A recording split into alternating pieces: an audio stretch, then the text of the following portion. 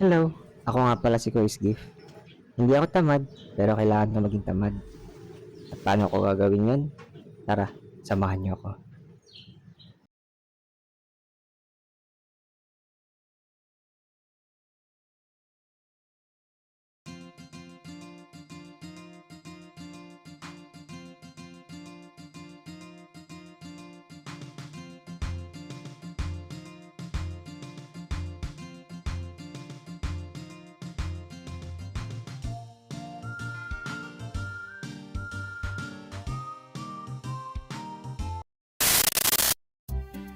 Kung akala nyo napunta na kayo sa ibang video, no?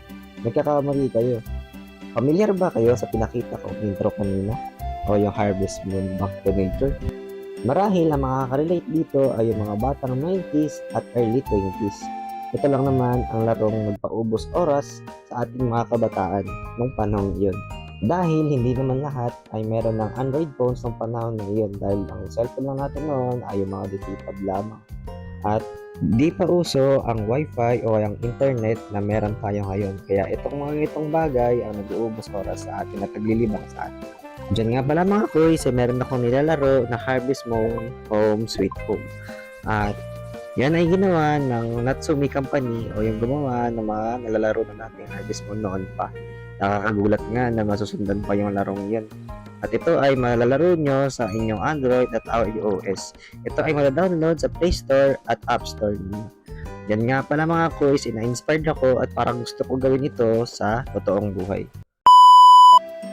Kaya nga, sa mga puntong yan mga kuys, ay agad-agad na nga ako gumawa ng punlaan. At ayan nga pala ang mga itatanim ko mga kuys. Yung iba dyan ay bagong bili ko na buto, kagaya ng Carolina Reaper na yan at Kaswa Taiwan na chili.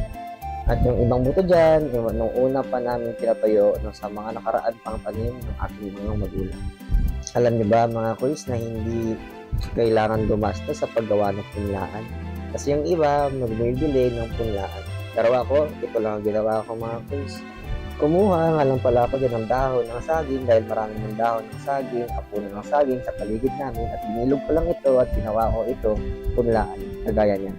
Nagtutusok ko nga lang pala dyan mga kuy sa mga buto, sa mga punlaan. At natapos ko nga pala itong mga to, sa isa ko na nga lang din pala itong dinala at kumawalawin ako ng tabla para hindi ito madurog o matapon o tumaob sa aking mga kamay. Yan mga kuys, nihilera ko lang nga pala yun dyan mga kuys. Agad-agad na rin ako pumunta doon sa aking lagayan ng punla. Diyan nga yan pala mga kuys, sa pangalawang garden namin.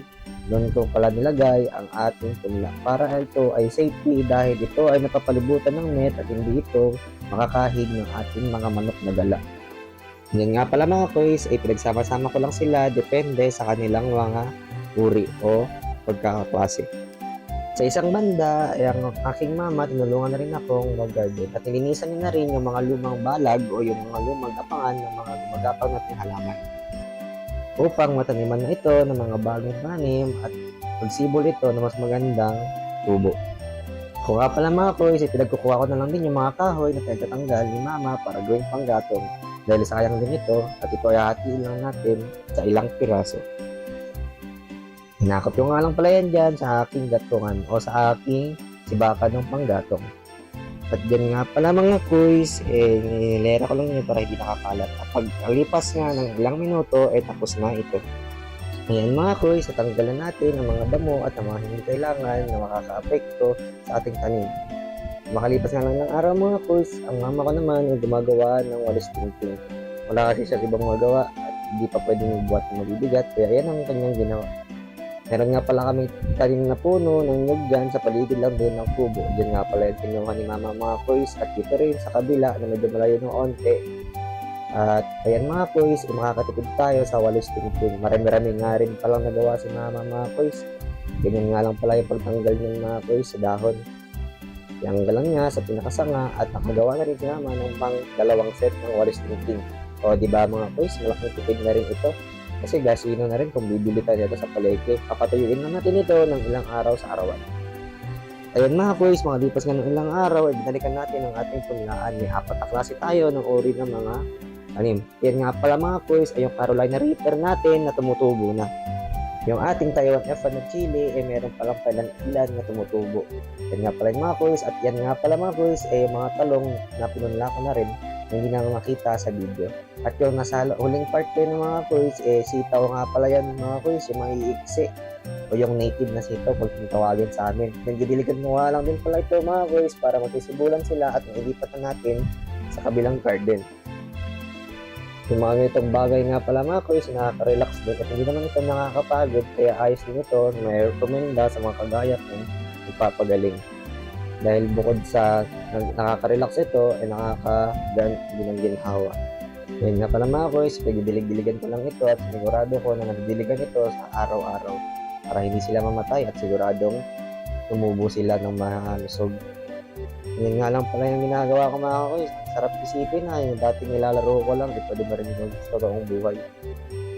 Siguro nga, pag natanda ka na, nahihilig ka na rin sa mga ganitong pangiging plantito nga na tinatawag. Yun nga mga kuys, pagkatapos niyan, umuwi na rin ako doon sa aking duyan. Hindi nga pala ganong kahabaan ng vlog natin mga kuys. Abangan nyo na nga lang pala mga kuys sa susunod nating video kung ano ang magiging resulta ng mga tanim natin. So paano? Peace out!